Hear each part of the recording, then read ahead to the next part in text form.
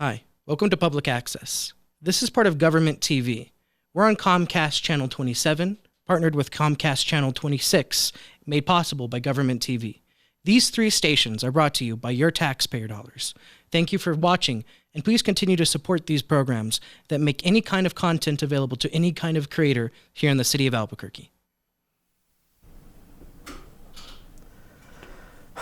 Thank you for joining me today, Don. Well, I'm glad to be here, Thomas. Thank you. Don Schrader, you are a controversial figure. Oh, yeah. You told me before we started this program, you like controversy.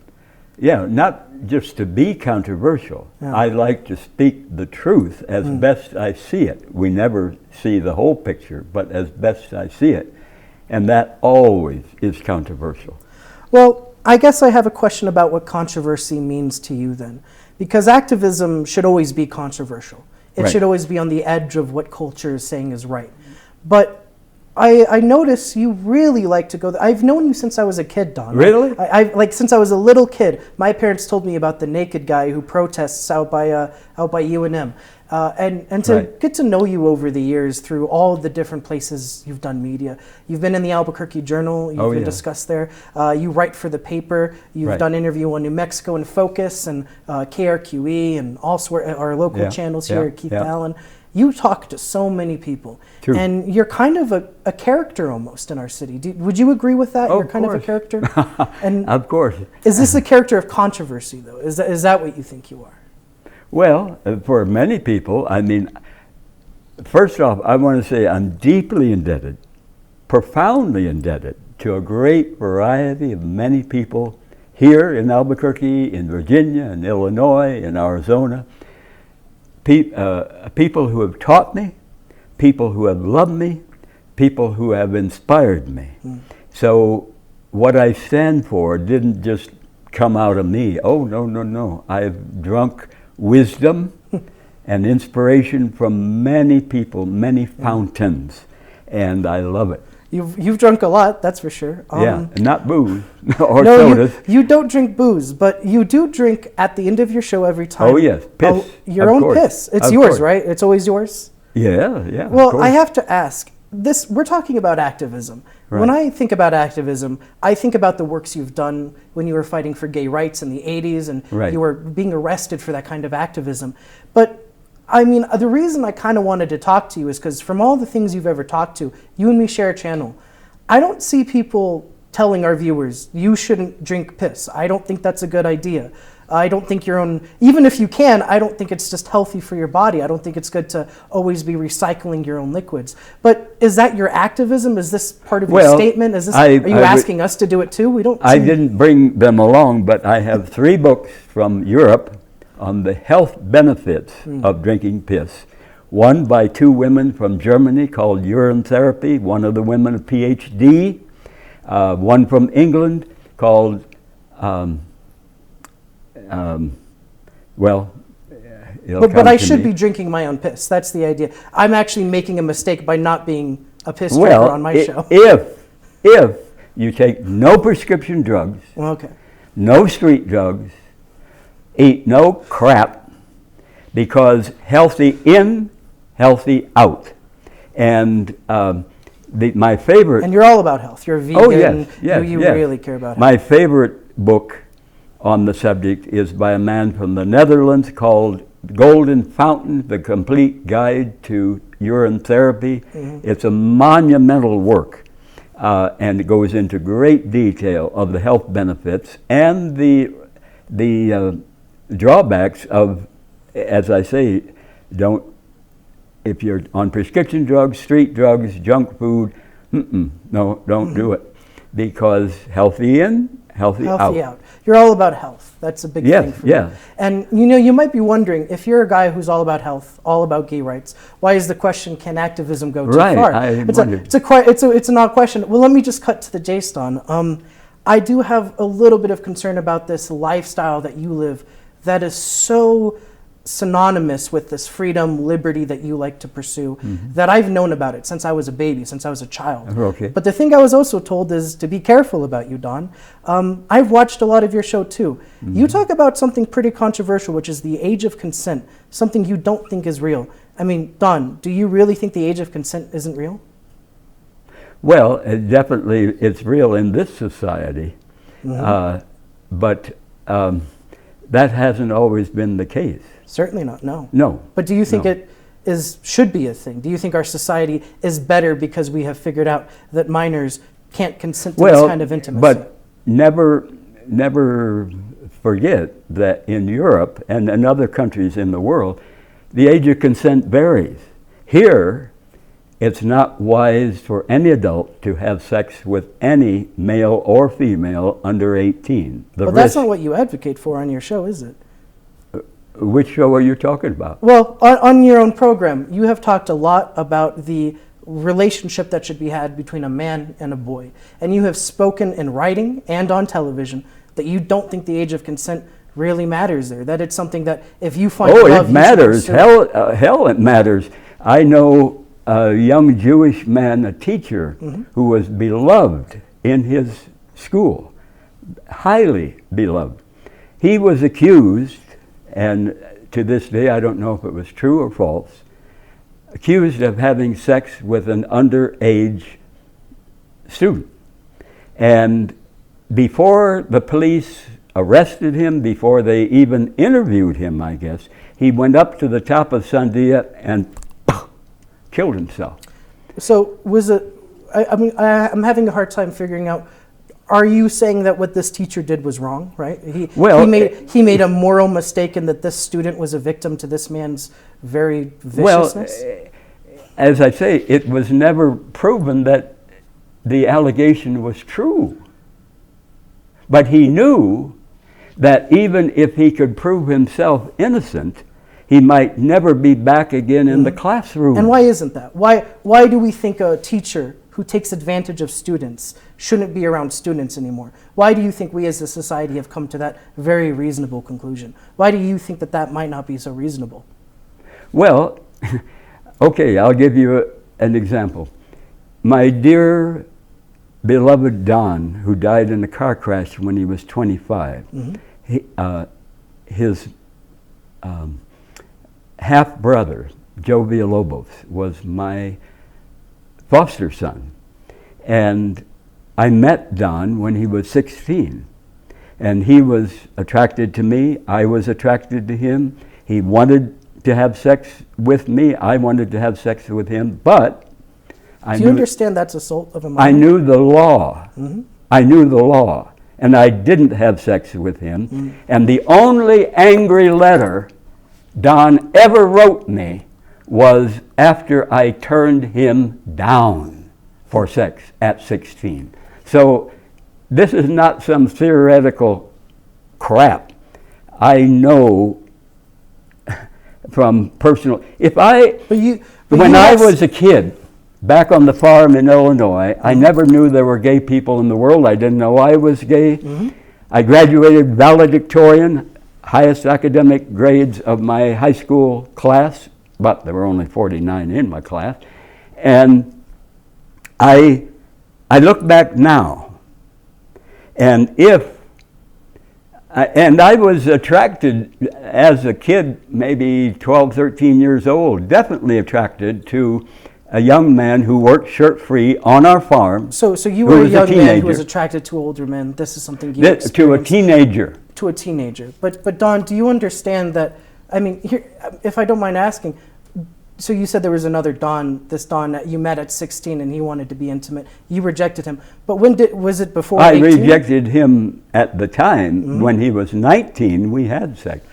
So do you not understand that that would also be grooming, that this isn't acceptable to have young people coming around because there's something of a power dynamic? Do you know what a power dynamic is, Don? Sure, I know what it is. No minor can ever have a good power dynamic in that relationship. Any minor that you can manipulate and control who doesn't have the same maturity as you, you've just recently turned 79, and I want to I'm sorry to do this on your birthday, but Don, I don't think it's okay that people of your age and even my age, could go to minors and try to manipulate their power dynamics over these young people. Well, you understand that's not love, never right? forget that someone under 18 can do to an adult just what I told you a bit ago about the student. But they can't consent. That's why a young person can't consent, because they don't have the mental maturity. Bullshit. Or the Bullshit. Bullshit. Yeah, bullshit. it depends. 16-year-olds can't consent because they don't have the maturity level. In some countries, at 12 or 13 is the age of consent. So well before an age of puberty. That's where you think. You think well before quite puberty? Honestly, yeah. Yeah, well, yeah, 12-year-olds are well before an age of puberty, Don. Depends on I'm having a lot of trouble understanding person. why you think that a young person, someone who is a kid, is capable of consenting to someone of your much more aged years. You've lived a long time, Don. Oh, and yeah, I'm having I trouble know that. understanding why you would say a 12-year-old would be of a maturity to be with a 79-year-old. That's very disturbing to me, and I think it's disturbing to a lot of people. I'll tell you, it was disturbing to my parents. That's what they warned me about. I see. So, well, what do you think about that? We'll just have to disagree. Well, I'm curious. Since this is a belief you've preached it over the years on your own television, is this something that you have ever done? Have you ever assaulted a minor, since it's something you advocate for? You advocate that we go vegan. You advocate that I drink my own piss. Do you advocate, I mean, if you're advocating all of these beliefs of yours, am I not to assume you're advocating that we and yourself behave like this? Is that not the message of Don Schrader? Over and over again on my program, I have warned of the terrific consequences. The legal consequences. Well, yeah. But not the mental and trauma consequences for minors who get assaulted by adults who take advantage of them. You're not being empathetic here. You're almost as if this person wants to love me, but our society is just so cruel it keeps us from each other. No, Don.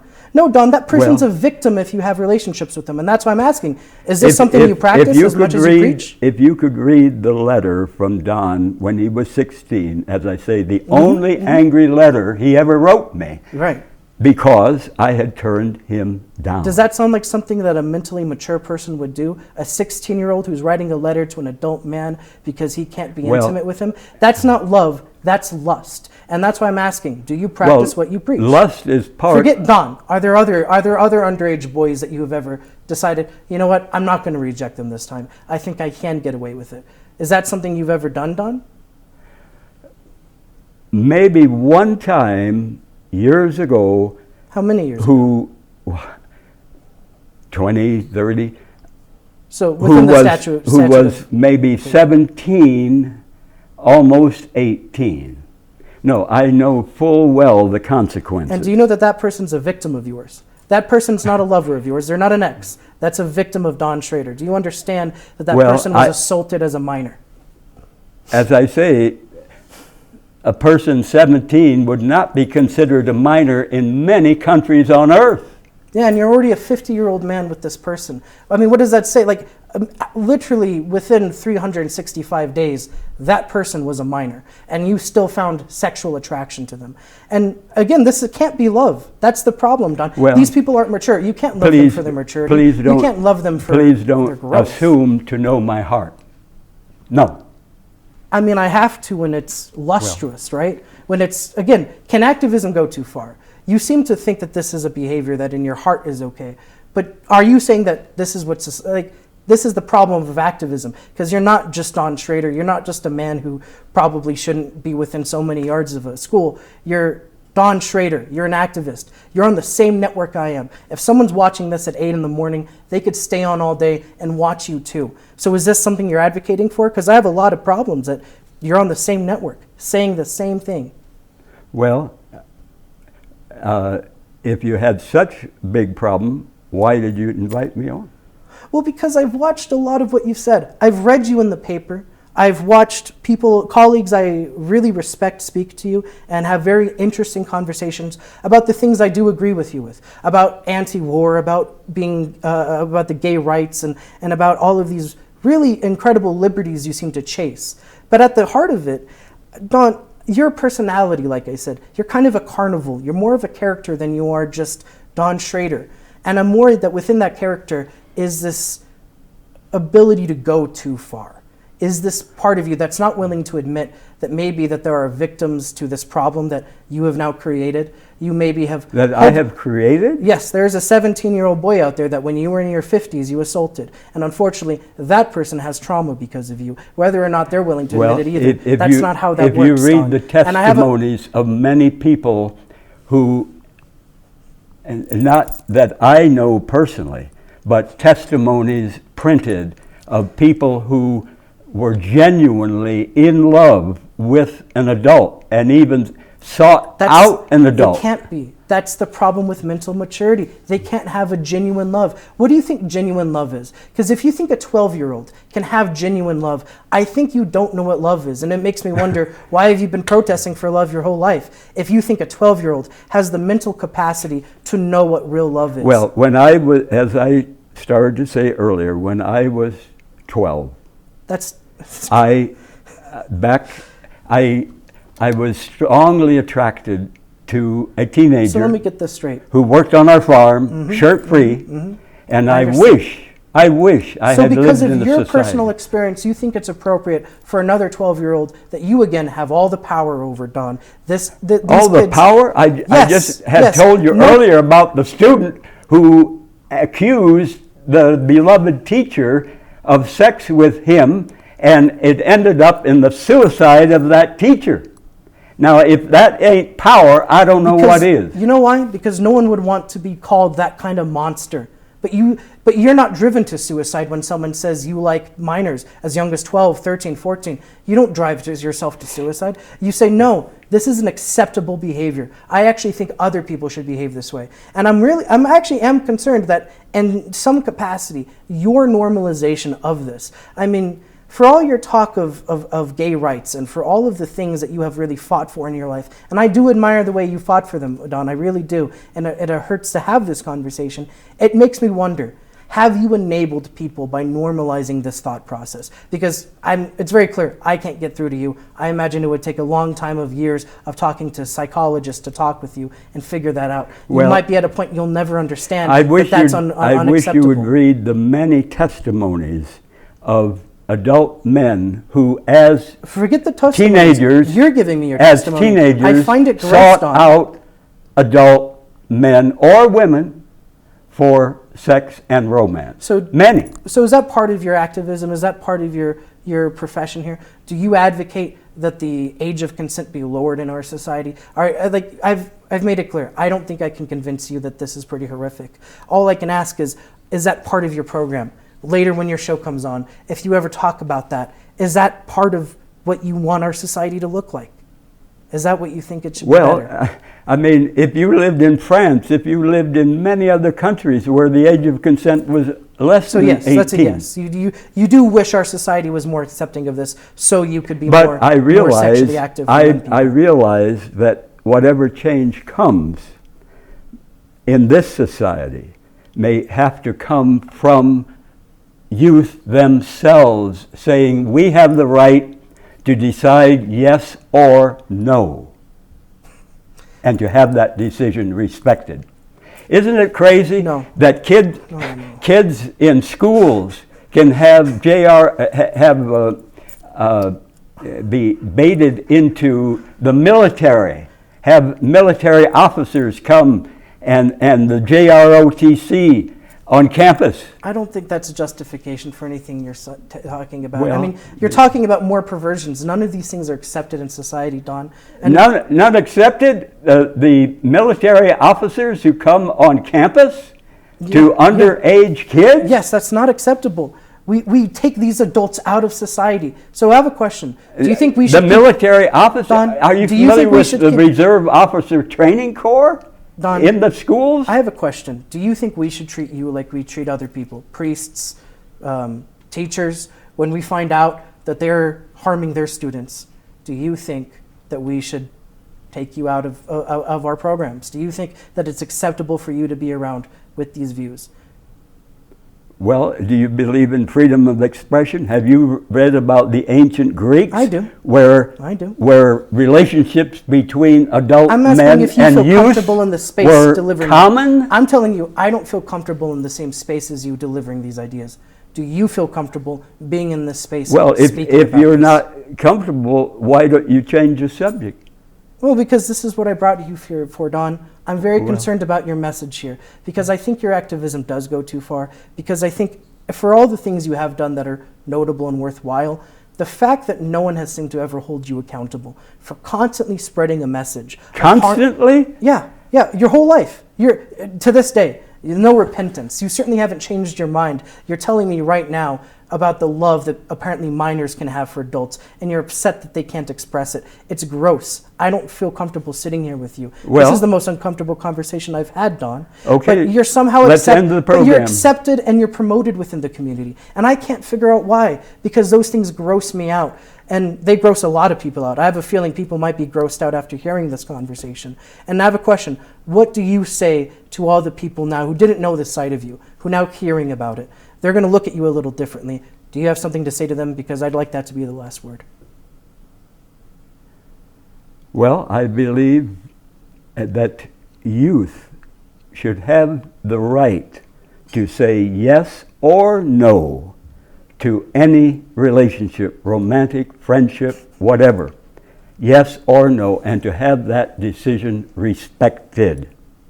That's my message. All right, thank you, Don. I want to make sure it's clear, too, that neither I nor anyone associated to this program, towards this studio, or the city of Albuquerque does promote that viewpoint. These are the lone independent views of Don Schrader, and they should be treated as such.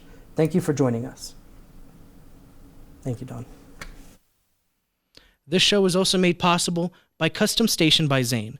Custom Station by Zane is your own t-shirts of your own design. If you have a picture or a piece of art or some kind of design that you want to see on a jacket or a shirt for yourself, Custom Station can make a shirt for you or a jacket. They also can do any kind of variety. If you have a family event coming up or some kind of company party, if you need a bunch of shirts real quick, custom shirts can get them done. I get a lot of the shirts that I wear on my program there at the station. You can find them at Coronado Mall. So next time you're at Coronado Mall, make sure you check out Custom Station by Zane. This show is also made possible by the studio that I'm in right now. Studio 519 is where I do most of my work, but when I'm not doing it there, I'm doing it here at Albuquerque Podcast Studio. Albuquerque Podcast Studio has any desire you have regarding content making. If you want to have microphones, lights, all set up in a space for you to have good conversations, this is the place to do it. They'll deliver you the entire product finished with the audio and video all put together so you can take it home and upload it after you do very minimal editing. I really like using this space whenever I need something very quickly on a short notice. These are the people I go to when I need something done right. I really like this space. I'm really comfortable with it. And this is where I'm recording this ad, so obviously I'm willing to give it my own support. So next time you have any needs, make sure you go to Albuquerque Podcast Studio. You can find them at albuquerquepodcast.studio. albuquerquepodcast.studio. That's where I'm filming this, and I really enjoy their space. So I recommend if you have any needs here in Albuquerque, you use them too.